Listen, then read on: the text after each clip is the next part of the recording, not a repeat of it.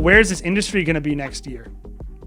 Like I was talking to Natalie tonight. She's saying, oh, I'm talking to all my planner friends. And, there was this article by 42 North in the New York Times last week about small home events. That's the tactics. That's upstream of us as creatives. Planners are upstream. Venues are upstream. We get whatever comes downstream from them. And that's what they're talking about. I never referred it as this, but I think it's the right term. And I use it now, which is like calling the weddings industry the celebrations industry. Yeah, I love that. Oh man, I love that. And really, like, we're in a celebrations industry, so I expanded my okay, any party, anything. We're in a party industry.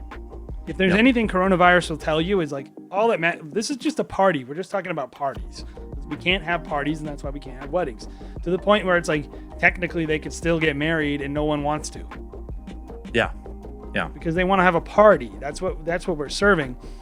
I love when you said that, because I think it just goes to our point in this whole podcast, talking about, planners are faced with this problem, right?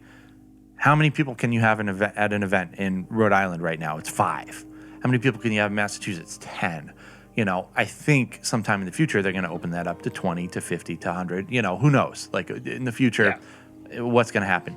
But here's these planners doing exactly what we're talking about, where they're opening it up to, hey, instead of, it's turning lemons into lemonade.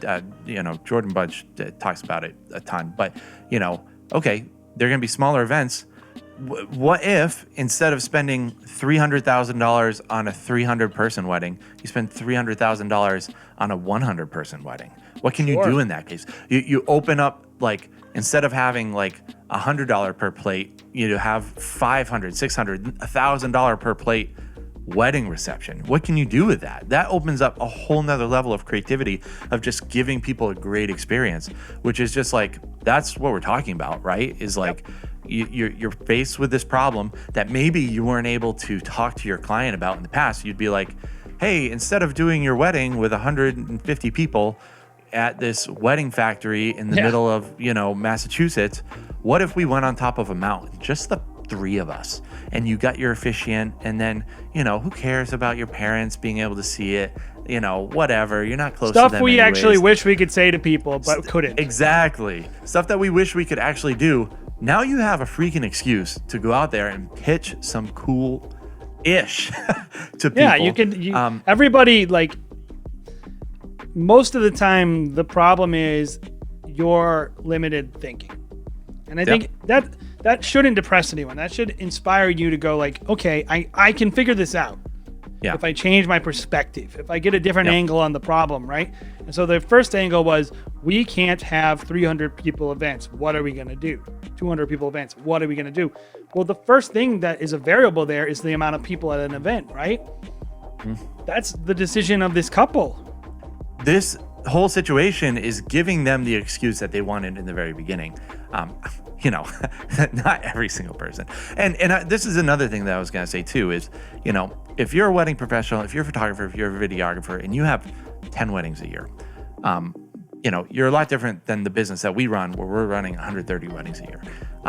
You have that much more flexibility to go out there and make these things happen. And it's not going to work for everybody, but I sure as heck can't go out there to 130 people and say, hey, your wedding this year, 130 people are not going to be like down for elopements. Like, you probably have a more curated type of person that might be open to a very specific thing that they saw from you that they would be down to do.